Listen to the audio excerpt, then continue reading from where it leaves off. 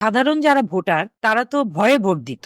আগে শুধু নাসিম সাহেবের নামই নিত। বললাম না যে আল্লাহর নাম না নিয়ে তারা উনার নাম জপত। কোনোভাবেই আমাকে গণসংযোগ যেটা সেটা করতে দেননি। আওয়ামী লীগের যারা মানে একদম মেইন পদধারী লোক ছিল তারা তো আর ওখানে নাই। আর সাধারণ যারা ভোটার তারা তো ভয়ে ভোট দিত। তারা তারা তাদেরও মুখে একই কথা যে আমরা একজন ভালো মানুষ চাই। যে অত্যাচার করবে না এবং ভয়ে আ আ তার নাম উচ্চারণ করতে হবে না। যেরকম সবাই আগে শুধু নাসিম সাহেবের নামই নিত। বললাম না যে আল্লাহর নাম না নিয়ে তারা উনার নাম জপত। আমার নাম তো জপতে হবে না।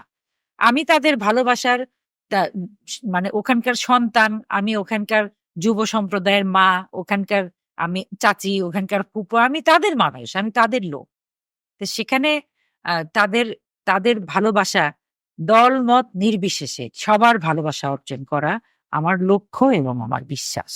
কারণ ১৮ সালে আমাকে আ বল ব বলা উচিত না উনি চলে গেছেন এই পৃথিবী থেকে।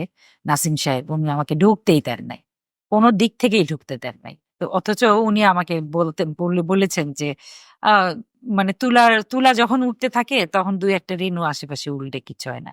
কিন্তু ওই রেণু আটকানোর জন্য উনি অনেক বড় ব্যবস্থা নিছিলেন। ২৪ টা ঘন্টা আমাকে আটকানোর জন্য গাজীপুর একটা অনেক বড় জায়গা। গাজীপুর ১৭ টা ইউনিয়ন আর উম প্র মানে সদর নিয়ে অনেক বড় একটা জায়গা। তো সেখানে কোনোভাবেই আমাকে গণসংযোগ যেটা সেটা করতে দেননি। এবং এরপরে যেটা আমার দাদির বাড়ি, আমার নানির বাড়ি, আমার আত্মীয়স্বজন কারো বাড়ি আমি এই মাঝখানে উনি চলে গেছেন, উনার ছেলে এসেছে।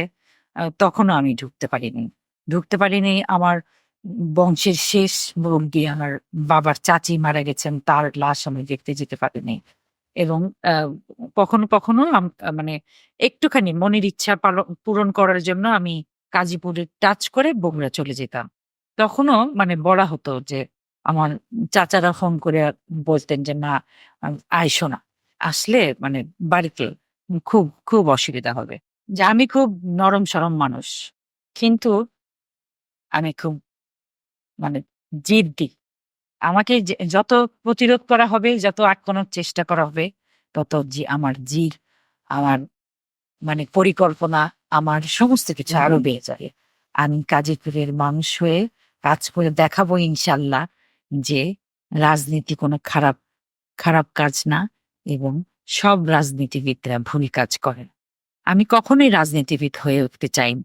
আমি আমি হয়ে উঠতে চাই একজন মানবিক মানুষ এবং সত্যিকারের মানুষ। সেই সত্যিকারের মানুষ হয়ে মানুষের পাশে থেকে আমি গাজীপুরের পরিবেশ, প্রতিবেশ এবং উন্নয়ন প্রকল্পে যত রকম কাজ আছে সবকিছু আমার জীবনের সর্বোচ্চ শক্তি দিয়ে করব ইনশাআল্লাহ।